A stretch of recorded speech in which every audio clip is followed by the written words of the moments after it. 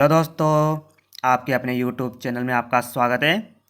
आज हम आपको उत्पादन एवं सब स्टेशन से संबंधित टॉप MCQ क्वेश्चन करवाएंगे, जो कि आपके एग्जाम की दृष्टि से बहुत ही महत्वपूर्ण है। वीडियो को बिना स्किप किए लास्ट तक जरूर देखें, जिससे कि कोई भी क्वेश्चन छूट न सके। आज का हमारा पहला क्वेश्चन है, बिजली उत्पादन के लिए भारत में कौन सा ईंधन प्रचुर मात्रा में उपलब्ध है। आपको बताना है बिजली उत्पादन के लिए भारत में कौन सा ईंधन प्रचुर मात्रा में उपलब्ध है। तो इसका राइट आंसर होगा ऑप्शन ए, कोयला। कोयला या कोल, जो कि बिजली उत्पादन के लिए भारत में प्रचुर मात्रा में उपलब्ध है। अगला क्वेश्चन है, गैर पारंपरिक ऊर्जा स्रोत कौन सा है। आपको बताना है गैर पारंपरिक ऊर्जा स्रोत कौन सा है। तो इसका राइट आंसर होगा हवा। हवा जो कि गैर पारंपरिक ऊर्जा स्रोत है। अगला क्वेश्चन क्या बढ़ते हैं। अगला क्वेश्चन है, ऊर्जा का प्राकृतिक स्रोत कौन सा है। आपको बताना है ऊर्जा का प्राकृतिक स्रोत कौन सा है। इसका राइट आंसर का ऑप्शन है सन या सूर्य, जो कि ऊर्जा का प्राकृतिक स्रोत माना जाता है। अगला क्वेश्चन है, पारंपरिक बिजली उत्पादन कौन सा है। आपको बताना है पारंपरिक बिजली उत्पादन कौन सा है। तो इसका राइट आंसर का ऑप्शन 4, उसमें शक्ति उत्पादन या thermal power generation. Thermal power generation जो कि पारंपरिक बिजली उत्पादन का प्रमुख माना जाता है। अगला क्वेश्चन है, हाइड्रो इलेक्ट्रिक प्लांट की योजनाबद्ध व्यवस्था घटक में एक्स के नाम दे। आपको बताना है ये एक्स है, ये चित्र दे रखा है, ये किसका है। तो इसका राइट आंसर होगा ऑप्शन बी, सर्ज टैंक। यह सर्ज टैंक है। अगला क्वेश्चन क्या बढ़ते हैं। अगला क्वेश्चन है, सोलर सेल में किस सामग्री का उपयोग किया जाता है। आपको बताना है सोलर सेल में किस सामग्री का उपयोग किया जाता है। तो इसका राइट आंसर होगा ऑप्शन है, इसमें सिलिकॉन का उपयोग किया जाता है। आपको ध्यान रखना, बहुत इंपॉर्टेंट क्वेश्चन है। अगला क्वेश्चन है, परमाणु ऊर्जा स्टेशन में परमाणु विखंडन के लिए प्रयुक्त परमाणु सामग्री का क्या नाम है। आपको बताना है परमाणु ऊर्जा स्टेशन में परमाणु विखंडन के लिए प्रयुक्त परमाणु सामग्री का क्या नाम है। तो इसका राइट आंसर होगा option B, thorium. Thorium is the right answer. अगला क्वेश्चन क्या बढ़ते हैं, एक गैर पारंपरिक ऊर्जा स्रोत कौन सा है। आपको बताना है एक गैर पारंपरिक स्रोत कौन सा है। तो इसका राइट आंसर होगा ऑप्शन बी, सूरज की किरणें। सूरज की किरणें जो कि एक गैर पारंपरिक ऊर्जा का स्रोत मानते हैं। अगला क्वेश्चन है, फोटोवोल्टिक सेल में बनाने के लिए प्रयुक्त सामग्री का क्या नाम है। आपको बताना है फोटोवोल्टिक सेल बनाने के लिए प्रयुक्त सामग्री का क्या नाम है। तो इसका राइट आंसर का ऑप्शन है सिलिकॉन। फोटोवोल्टिक सेल में जो कि सिलिकॉन से बनी होती हैं। अगला क्वेश्चन है, गैर पारंपरिक बिजली उत्पादन का मुख्य नुकसान क्या है। आपको बताना है गैर पारंपरिक बिजली उत्पादन का मुख्य नुकसान क्या है। तो इसका राइट आंसर होगा ऑप्शन ए, कम दक्षता। गैर पारंपरिक बिजली उत्पादन से कम दक्षता का उत्पादन होता है, इसलिए यह मुख्य नुकसान माना जाता है। अगला क्वेश्चन है, पन बिजली स्टेशन में पेन स्टॉक का कार्य क्या है। बहुत इंपॉर्टेंट क्वेश्चन है। आपको बताना है पन बिजली स्टेशन में पेन स्टॉक का कार्य क्या होता है। तो इसका राइट आंसर का ऑप्शन बी, टरबाइनों तक पानी को पहुंचाना। टरबाइनों तक पानी को पहुंचाना पेन स्टॉक का मुख्य कार्य होता है। अगला क्वेश्चन है जो एग्जाम में पूछा गया था, कौन से शक्ति उत्पादन में भारी जल में शुद्धि संयंत्र की आवश्यकता होती है। आप बताना है कौन से शक्ति उत्पादन में भारी जल के शुद्धि संयंत्र की आवश्यकता होती है। तो इसका राइट आंसर का ऑप्शन डी, परमाणु शक्ति उत्पादन। परमाणु शक्ति उत्पादन न्यूक्लियर पावर जनरेशन में भारी जल शुद्धि संयंत्र की आवश्यकता होती है। अगले क्वेश्चन के आगे बढ़ते। अगला क्वेश्चन हमारा, स्टीम पावर स्टेशन में बॉयलर का उद्देश्य क्या है। बहुत इंपॉर्टेंट क्वेश्चन है। आपको बताना है स्टीम पावर स्टेशन में बॉयलर का उद्देश्य क्या होता है। तो इसका राइट आंसर का ऑप्शन सी, पानी को भाप में परिवर्तित करना बॉयलर का प्रमुख कार्य होता है। पानी को भाप में परिवर्तित करना, option C is the right answer. अगला क्वेश्चन के आगे बढ़ते हैं। अगला क्वेश्चन हमारा, पवन ऊर्जा उत्पादन में कौन सी डिवाइस हवा की गति को महसूस करती है। आपको बताना है पवन ऊर्जा उत्पादन में कौन सी डिवाइस हवा की गति को महसूस करती है। तो इसका राइट आंसर का option B, turbine controller. Turbine controller जो कि हवा की गति को महसूस करता है। अगला क्वेश्चन है, किस प्रकार का बिजली संयंत्र अधिक कुशल है। आपको बताना है किस प्रकार का बिजली संयंत्र अधिक कुशल माना जाता है। तो इसका राइट आंसर का ऑप्शन सी, हाइड्रो इलेक्ट्रिक या पन बिजली, जो कि सबसे अधिक कुशल माना जाता है। अगला क्वेश्चन है हमारा, ऊंचे हेड वाले हाइड्रो इलेक्ट्रिक पावर प्लांट में किस टरबाइन का उपयोग किया जाता है। आपको बताना है ऊंचे हेड वाले हाइड्रो इलेक्ट्रिक पावर प्लांट में किस टरबाइन का उपयोग किया जाता है। तो इसका राइट आंसर का ऑप्शन बी, इम्पल्स टरबाइन या आवेग टरबाइन का इसमें प्रयोग किया जाता है। अगला क्वेश्चन है हमारा, परमाणु रिएक्टर में नियंत्रण छड़ के रूप में किस सामग्री का उपयोग किया जाता है। आपको बताना है परमाणु रिएक्टर में नियंत्रक छड़ के रूप में किस सामग्री का उपयोग किया जाता है। तो इसका राइट आंसर का ऑप्शन सी, कैडमियम। इसमें कैडमियम धातु का प्रयोग किया जाता है। अगला क्वेश्चन है, गैर पारंपरिक बिजली उत्पादन कौन सा है। आपको बताना है गैर पारंपरिक बिजली उत्पादन कौन सा है। तो इसका राइट आंसर होगा ऑप्शन सी, पवन चक्की बिजली उत्पादन, जो कि गैर पारंपरिक बिजली उत्पादन का उत्पादन माना जाता है।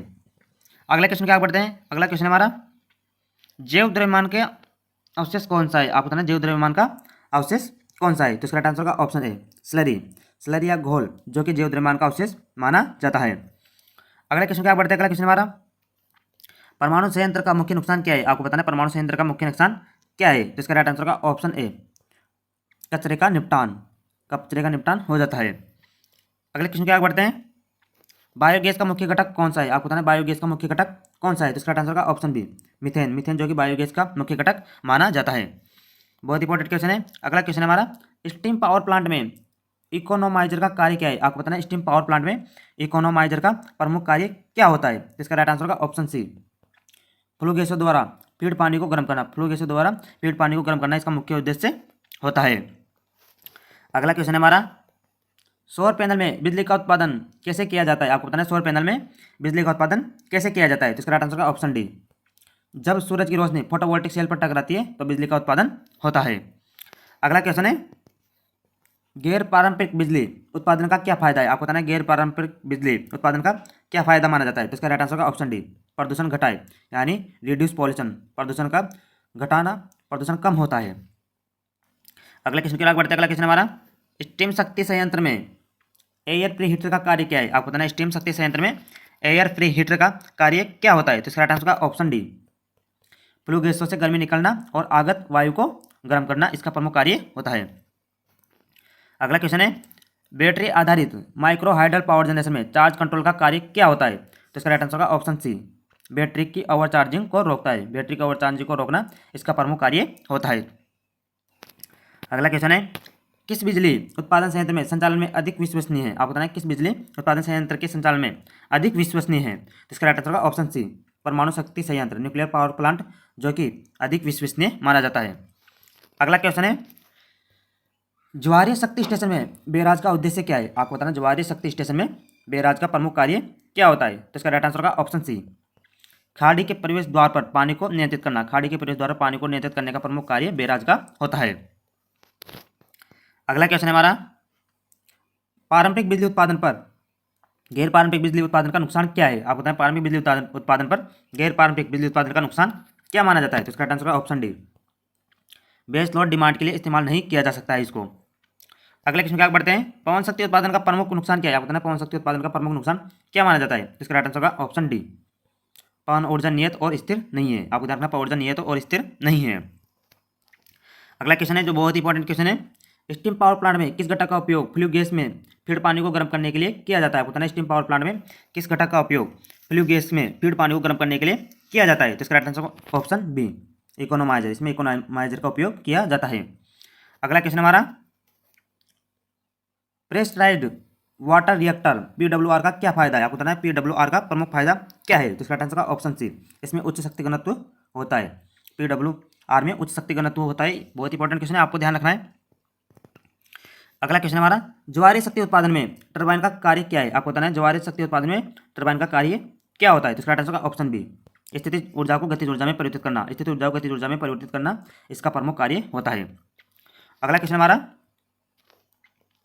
गैर पारंपरिक ऊर्जा स्रोत का क्या फायदा है। आपको बताना है गैर पारंपरिक ऊर्जा स्रोत का क्या फायदा है। तो इसका राइट आंसर का ऑप्शन डी ग्रीन हाउस प्रभाव से बचा जाता है। गैर पारंपरिक ऊर्जा स्रोत के द्वारा हम ग्रीन हाउस प्रभाव से बच जाते हैं। अगले क्वेश्चन क्या बढ़ते हैं परमाणु विखंडन के दौरान उत्पन्न होने वाली रेडियो सक्रिय किरणों का क्या प्रभाव होता है। आपको बताना है परमाणु विखंडन के दौरान उत्पन्न होने वाली रेडियो सक्रिय किरणों का क्या प्रभाव होता है। तो इसका राइट आंसर का ऑप्शन बी स्वास्थ्य को खतरा करता है। इसके द्वारा जो ये किरणें निकलती है ये स्वास्थ्य को खतरा पहुंचाती है। अगला क्वेश्चन है पानी में बहने वाली स्थितिज ऊर्जा को बिजली उत्पन्न करने के लिए गतिज ऊर्जा के रूप में कैसे परिवर्तित किया जा सकता है। तो इसका राइट आंसर होगा ऑप्शन डी पेनस्टॉक के माध्यम से उच्च हेड बनाकर इसकी ऊर्जा को हम चेंज कर सकते हैं। अगला क्वेश्चन क्या बढ़ते हैं। अगला क्वेश्चन हमारा यदि प्रकाश की तीव्रता कम है तो सौर सेल क्या होगा। आपको बताना यदि प्रकाश की तीव्रता कम है तो सौर सेल क्या होगा। तो इसका आंसर होगा ऑप्शन बी इसका आउटपुट घट जाएगा, आउटपुट घटता है, आउटपुट डिक्रीज।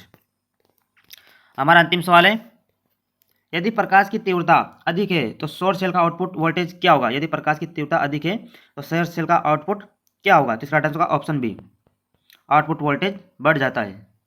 इसी के साथ आज की वीडियो हमारी यहीं समाप्त होती है। यदि आपको वीडियो अच्छी लगी हो तो हमारे चैनल को सब्सक्राइब जरूर करें और बेल आइकन को जरूर दबाएं। इसी के साथ हम अपनी वीडियो को यहीं समाप्त करते हैं। धन्यवाद।